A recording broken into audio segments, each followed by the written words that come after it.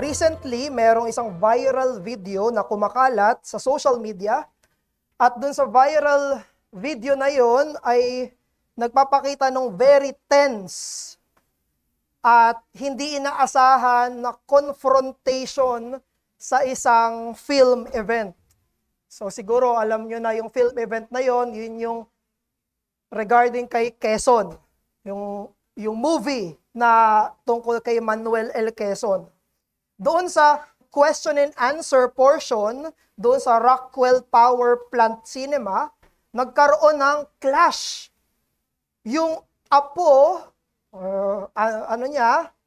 lahi ni Manuel L. Quezon, si Avancenia, sila Director Gerald Tarug, at si Jericho Rosales mismo.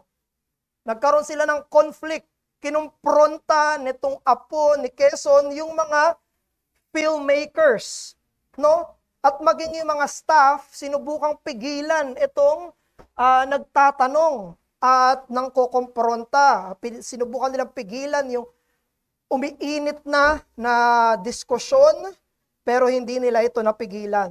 At yung tirada ni Avancenia ay naakusahan niya yung mga filmmakers na binabaluktot nila yung kasaysayan. Ginagamit daw nila yung pangalan, yung apelyido nila, yung sakripisyo ng pamilya nila para sa kasikatan at pangsariling kapakinabangan. Kaya ang ginawa ni Avancenia ay isang fierce public rebuke doon sa pinaniniwalaan niyang pag-dishonor sa alaala nung kanyang lolo. Pero sa very intense na iyon, sino ba talaga yung tama? Sino sa kanila yung tama? Sino yung nagsasabi ng totoo tungkol sa kwento ni Quezon? Alam nyo, yung magiging pangangaral natin ngayon, yaan mismo ay may kaparehong eksena. Makakita tayo ng tunggalian, rebuke ng dalawang karakter dito sa talata natin. Sa pagitan ng disipulo na merong ibang pananaw at yung kanyang Panginoon na may ibang tinuturo. Ito'y palitan ng pagtatama sa dalawang karakter. Pero dito sa talata natin, alam natin na meron lang isang tama. Alam natin kung sino ang mali. Alam natin kung sino ang nagsasabi ng katotohanan. Sino ba talaga at ano ba talaga yung dapat ginagawa ng Kristo.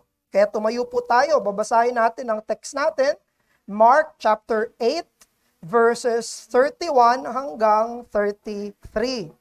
Mark 8, verse 31 hanggang 33.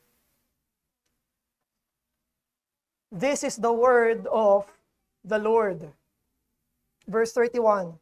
And Jesus began to teach them, yung mga disciples niya, that the Son of Man must suffer many things and be rejected by the elders and the chief priests and the scribes and be killed. And after 3 days, rise again. Verse 32. And Jesus said this plainly. And Peter took Jesus yung him, Peter took him aside and began to rebuke him.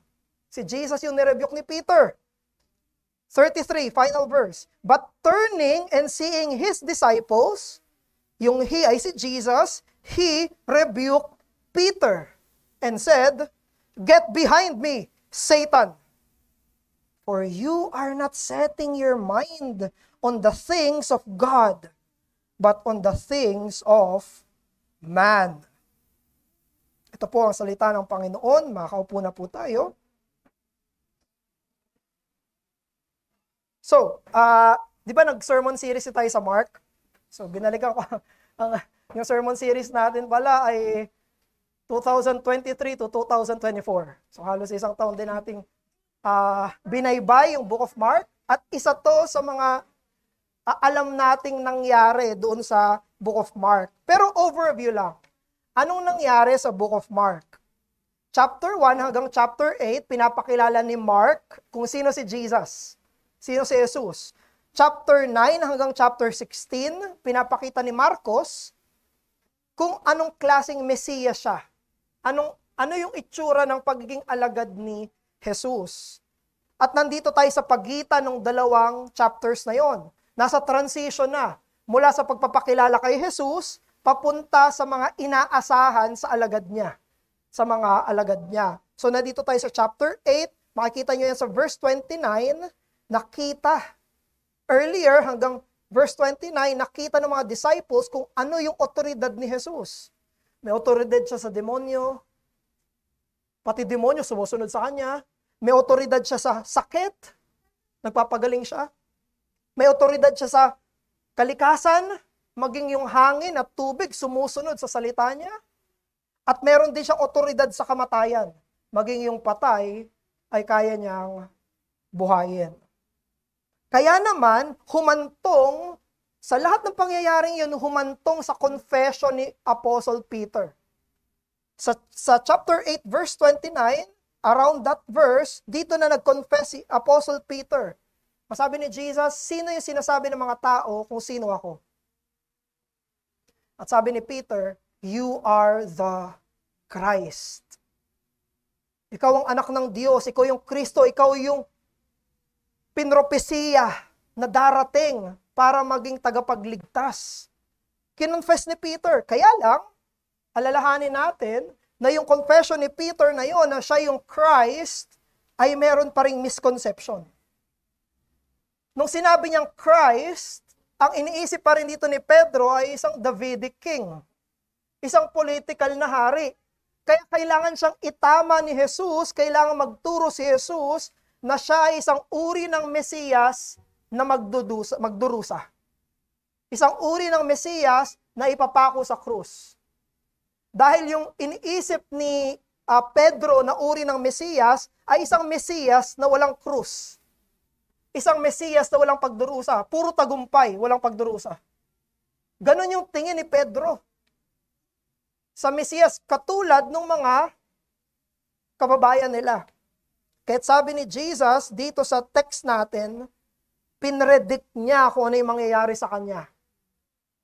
Ano yung prediction ni Jesus? Itatakwil siya. Dinescribe niya nga yung Pharisees sa scribes, di ba? Tutuligsain siya, papatayin siya, pagkatapos ng 3 araw, siya ay mabubuhay ng muli. Merong 3 hula si Jesus tungkol sa kamatayan niya. Ito yung pinakauna sa 3. Mark 8:31, Mark 9:31, at Mark 10:33-34. Bawat prediction ni Jesus sa kamatayan niya, sinusundan yon ng anong itsura ng pagiging isang disipulo. Anong itsura ng pagiging isang alagad. Pero dito, sa pagsisimula ni Jesus na linawin na kung ano yung pagiging Kristo niya, He is now reorienting His disciples mula sa kanilang kaisipan ng tagumpay, politikal na Mesiyas, tinatama niya na. Sinasabi niya na hindi. Ako yung Mesiyas na magdurusa. Ako yung Mesiyas na mamamatay. Ako yung Mesiyas na magsasakripisyo, iaalay yung buhay bilang kabayaran sa kasalanan ng marami. Kaya dito hindi na nagsasalita si Jesus ng matalinhaga. Wala na ditong parables. Sa una, nung kausap niya yung mga crowd, puro parables si Jesus. Dito sa prediction niya, straightforward na si Jesus. Sinabi niya ng diretsahan. Sabi niya, mamatay ako, itatakwil ako, ipapako ako ay babangon mula sa hukay sa 3 araw. He did not speak in parables anymore. Gusto nung writer na si Mark na makita ng mga bumabasa na yung totoong Mesiyas ay merong krus. Na yung totoong Mesiyas ay merong pagdurusa. At dito tayo humahantong sa eksena ng talata natin. This text is very dramatic. Napaka-action-packed. Na makita natin yung Panginoon mismo saka yung pinaka-masigasig niyang disipulo na nire-rebuke yung isa't isa. Grabe. What an encounter. between human expectation and divine redemption. Na nung sinabi ni Jesus, magdurusa ako, mamamatay ako, anong ginawa ni Peter? Alam mo ginawa ni Peter? Matthew 18 si Jesus. Kinuha niya, tinabi niya.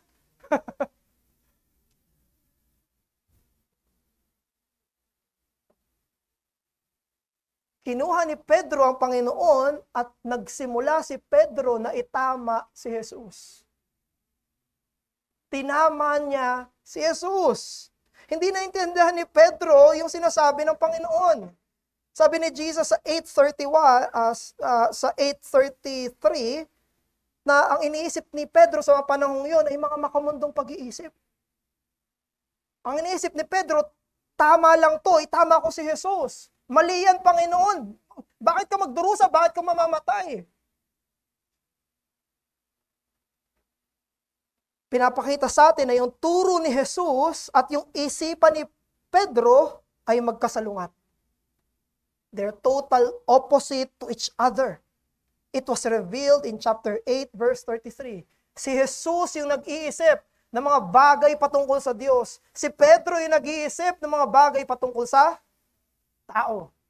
And brethren, these two are always in contrast to each other.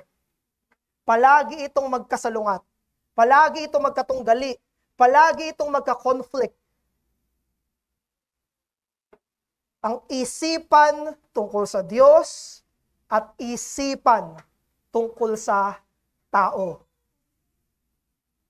The world's logic and the gospel's truth stand in total opposition to one another. Yung lohika ng tao, isipan ng tao, yung iniisip niyang tama to, tama ito, ay palaging kasalungat sa isipan at mga bagay patungkol sa Panginoon. At anong mangyayari kung ang isipan ay nasasakop ng makamundong isipan? What happens when the world pervades the mind? At yan yung natunghayan na natin na eksena. Una, si Kristo yung itatama. Pangalawa, si Kristo yung magtatama. Kapag pumasok sa isipan ng isang tao, yung makamundong isipan, dalawa yung mangyayari. Pati si Christ iko-correct. Pero salamat sa biyaya ng Diyos, si Christ ay nang-correct. Number 1, Christ is rebuked. Sa verse 31 at verse 32 natin ito makikita. Now, bakit ginawa yun ni Peter? Bakit ginawa ni Pedro? Ginrab niya si Jesus, tapos tinama niya. Hindi natin pwedeng ipag-isipan ng masama si Pedro dito. Hindi natin pwedeng sabihin na galit talaga siya kay Jesus o meron siyang masamang motibo sa pagtatama kay Jesus. I believe na yung motibo dito ni Pedro ay sincere. Yung motibo dito ni Pedro ay talagang may pakialam siya kay Jesus. Ayaw niyang mangyari na mamatay yung Panginoon niya. He was moved by his affection, but his mindset is worldly. Therefore, he rebuked the very Lord that he loved. Yung word dyan na ginamit ni Peter na took hold of him, normally ginagamit daw yan na parang kinuha yung kamay, yung braso, tapos itinabi. Or, kinuha by the robe. Kinuha sa damit, tapos itinabi. Either way, yung ginawa ni Apostle Peter, no? Kinuha mo yung kamay ng Panginoong Hesus, halika nga dito. Halika nga dito. Pero ang motive ni Peter ay concern siya kay Jesus. Concern na concern siya sa Panginoong Hesus. But could you imagine? Isang nilikha, isang tao, isang dating mangingisda, ay itinatama ang walang hanggan na Diyos-tao, ikalawang persona ng banal na Trinidad na bumaba sa lupa. At tumungo sa inkarnasyon. Could you imagine na may makakagawa nun? Yung idea na magdurusa yung kanyang Mesiyas ay it does not sit well with him. Sa tingin niya, sa isip niya, parang may mali. Paano naging tama yun? Mamamatay yung Panginoon ko? Mamamatay yung Mesiyas? Anong klaseng prediction yan, Jesus? Anong klaseng prediction yan, Rabbi? Lord, yung idea ng suffering Christ ay nakakagulat para sa Kanya. Hindi logical para sa Kanya. At alam nyo, yan din yung tukso ni Satanas kay Jesus. Sa Matthew chapter 4, verse 4.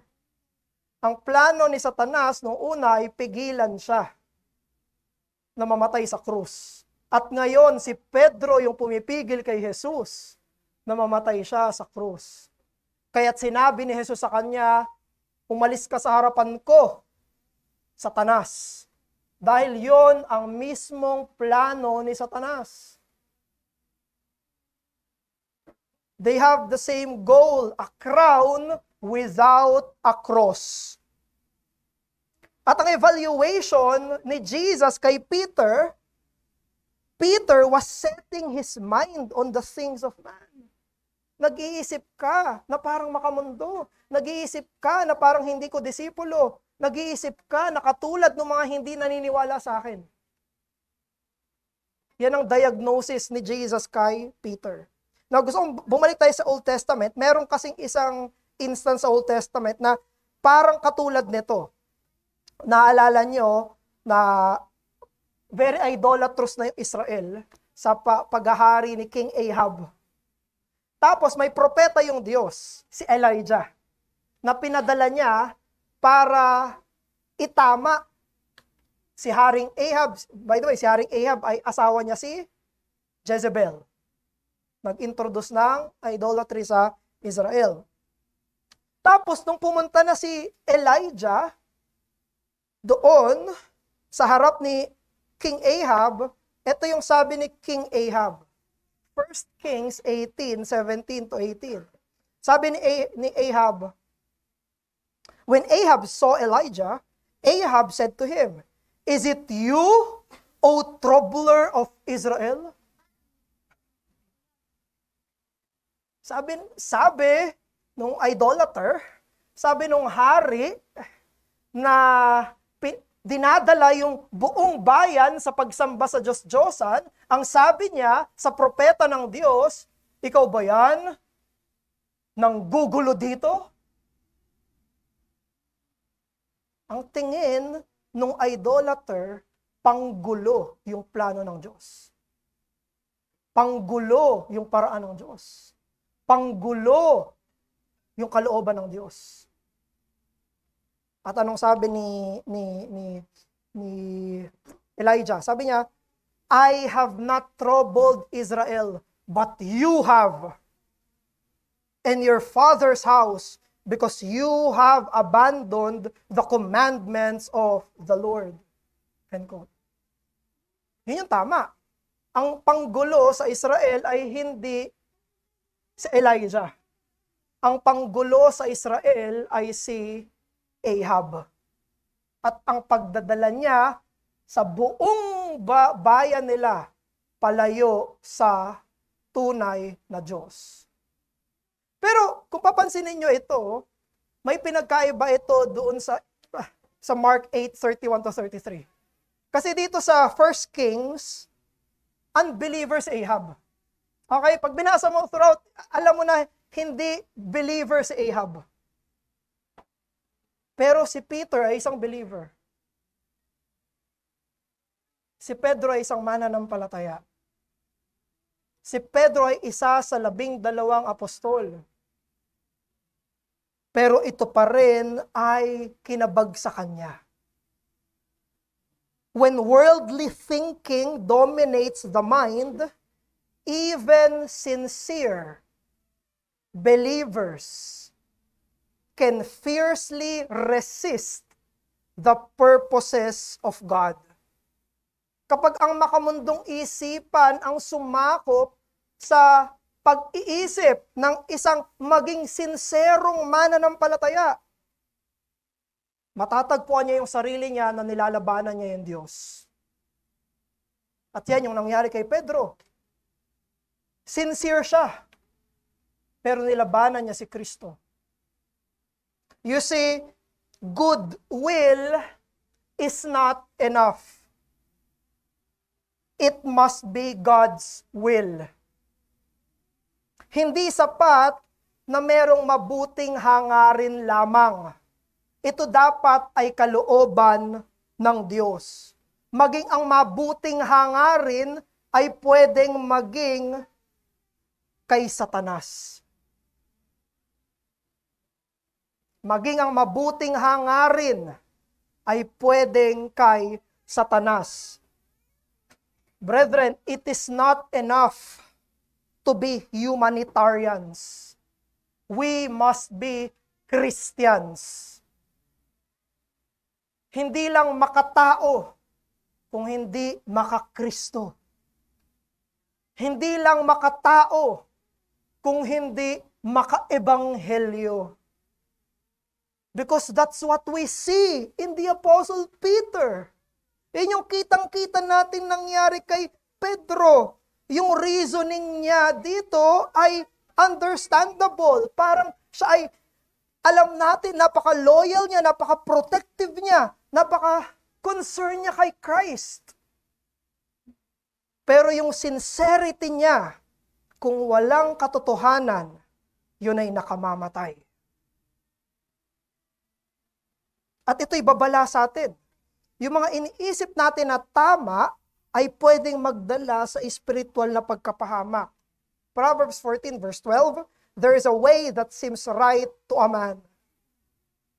A person can be sincere and be sincerely wrong. A person can be sincere but sincerely unbiblical. A person can be sincere and sincerely sinning. Sabi ni Charles Spurgeon sa isang sermon niya, na ang pamagat ay The Holy Road. Sabi ni Charles Spurgeon, do not believe that sincerity is enough. You need truth as well. If you sincerely drink poison, it will kill you. If you sincerely cut your throat, you will die. If you sincerely believe a lie, you will suffer the consequences. Sabi ni Spurgeon, you must not only be sincere, you must be right.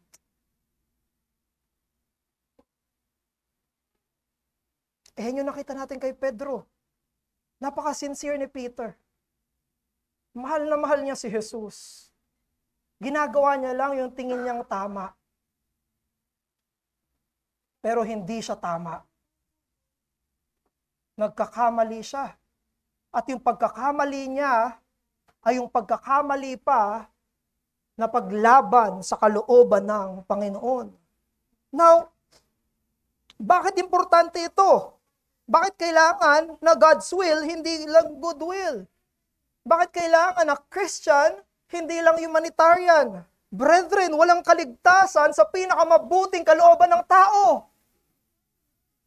Walang kaligtasan sa pinakamabuting kalooban ng tao. Walang maliligtas, walang mapapatawad sa kasalanan, walang mabuburang sala. Sa pinakamabuting kalooban ng tao.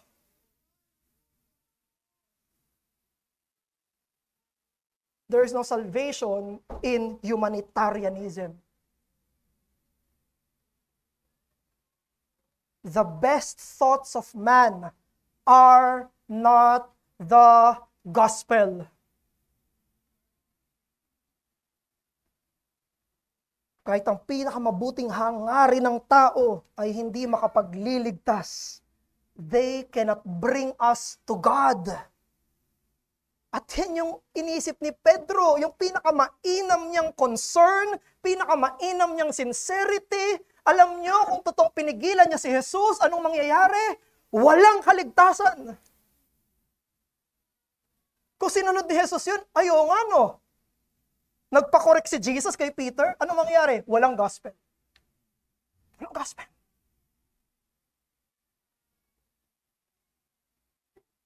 Walang magbabayad ng sala natin. Kung si Pedro lang ang magde-decide, ang best motives niya, ang best ideas niya, what will happen? There will be no cross. There will be no salvation. There will be no good news. Kaya mga kapatid, dear Christians, pagsisihan natin ang nananatiling makamundong disposisyon at pag-iisip natin. Or else, we will find ourselves against God Himself. Diyos mismo ang lalabanan natin.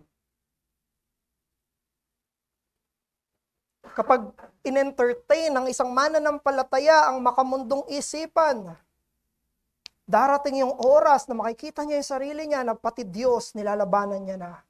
Maging maingat ka sa mga makamundong advice at counsels. Ang Mark 8:31-33 ay isang wake-up call sa atin na kailangan natin gwardyahan yung mga isipan natin sa mga ganitong uri ng kaisipan. Let us examine kung ano yung mga ideya na yon in light ng counsel ng scriptures. Yan ba ang sinasabi ng Biblia? Yan ba ang paraan ng Diyos? Ganyan ba ang Diyos? Yan ba ang plano niya? Ganyan ba ang ebanghelyo? Doon natin sisilipin at sasalain. Hindi natin sinasala yung kasulatan sa ideya ng tao. Sinasala natin yung kaisipan ng tao sa kasulatan. At kung ikaw, napapansin mo yung sarili mo, nakatulad ka ni Apostle Peter dito, napapansin mo yung sarili mo, that you are earnest, but you are wrong. Merong comfort sa iyo. Dahil nung tinama ni Jesus si Pedro, yun ay biyaya. Nung tinama ni Jesus si Pedro, hindi yun kondemnasyon. Yun ay pagtatama. Yun ay kagustuhan ng Panginoon na pumunta sa katotohanan ang kanyang alagad, that he will be sincerely right. Na siya'y magiging sincero sa daan ng Diyos, sincero sa utos ng Diyos, sincero sa gusto ng Diyos. Christ did not cast Peter away. He corrected him, yes, but he did not condemn him.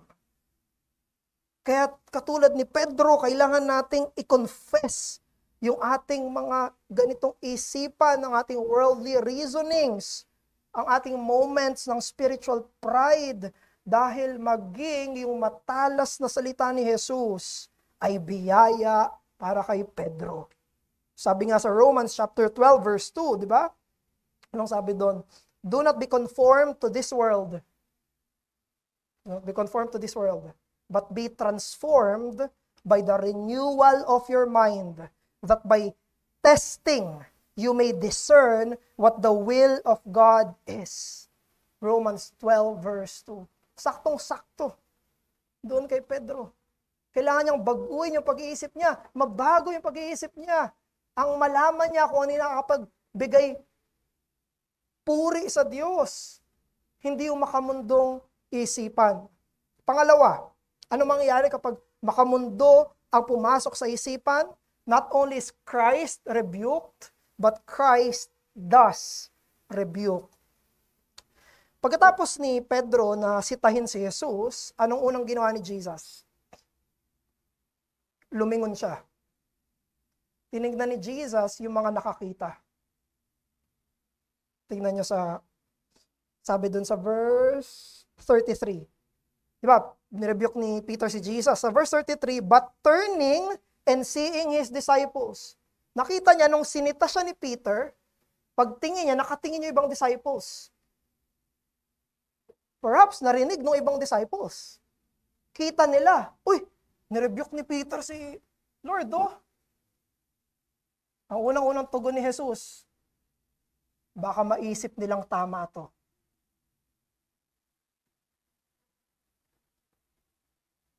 Baka isipin nung 11, tama yung sinasabi ni Pedro. At anong ginawa ni Jesus nung paglingon niya, tinignan niya ibang disciples, anong ginawa niya?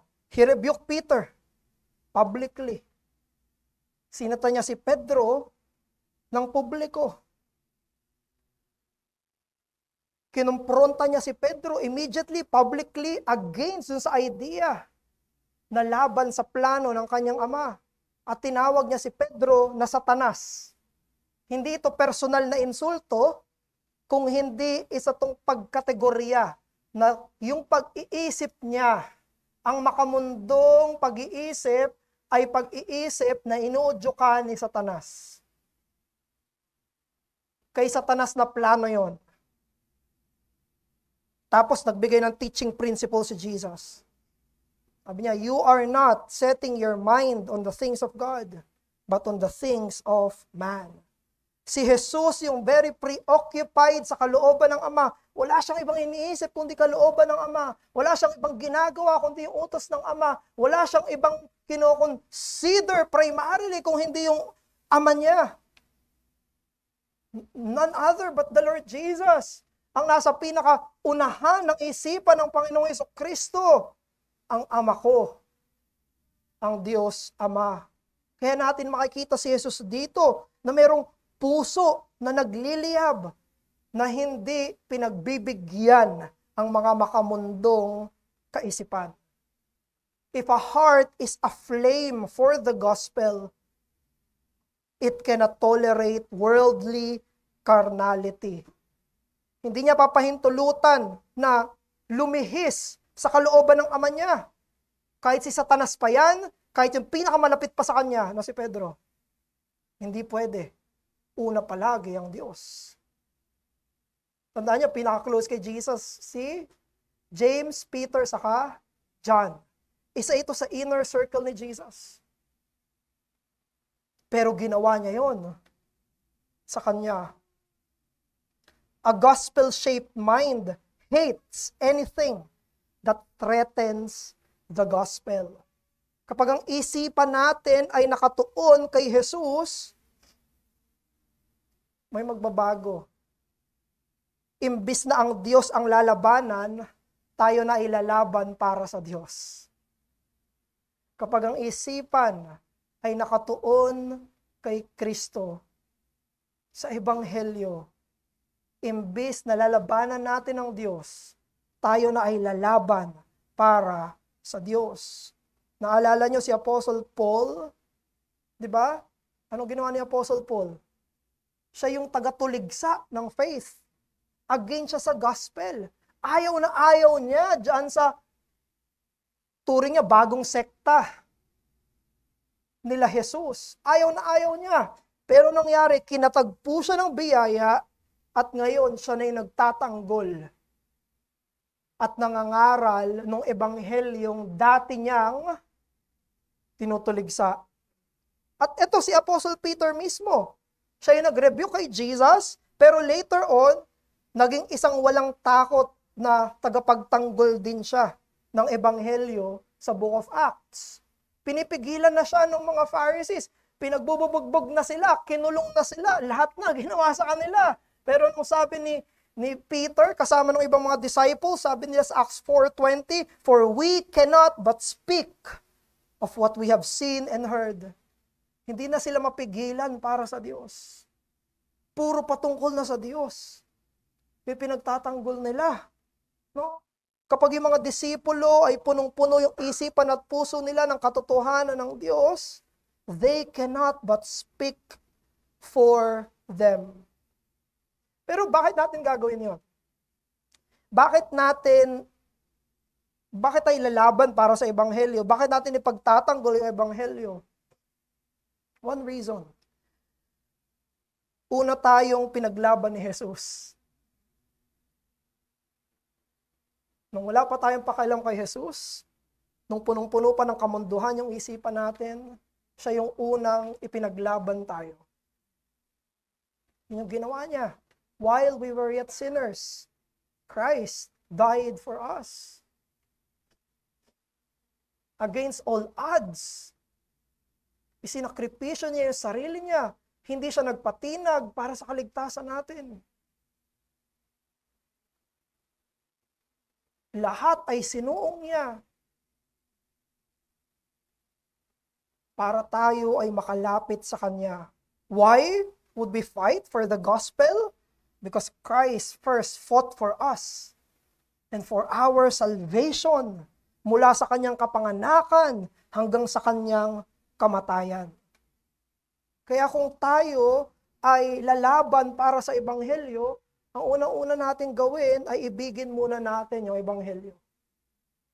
Love God and His gospel, since you fight for what you truly love.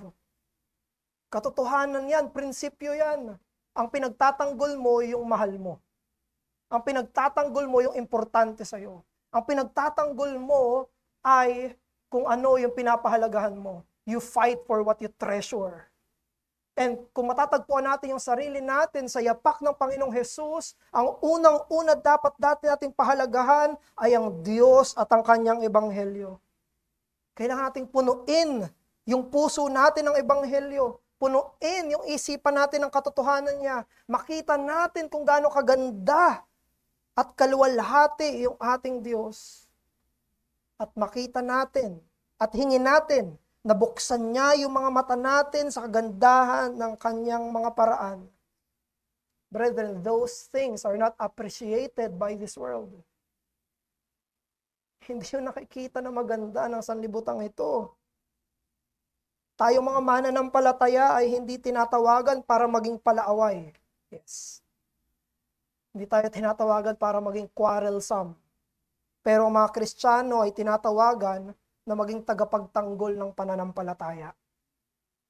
Hindi palaaway, pero tagapagtanggol ng pananampalataya. Hindi tayo tinawag na maging argumentative ng mga tao na gutom sa kontrobersiya. Hindi. Pero tinatawagan tayo ng katotohanan ni Jesus na kapag yung katotohanan niya ay natithreaten, kapag yung kadalisayan ng Ebanghelyo ay dinudungisan, kapag ang makamundong isipan ay nanunuot na at pumapasok na sa ating tahanan, sa ating iglesia, sa ating isipan, sa ating mga mahal sa buhay, love demands that we contend.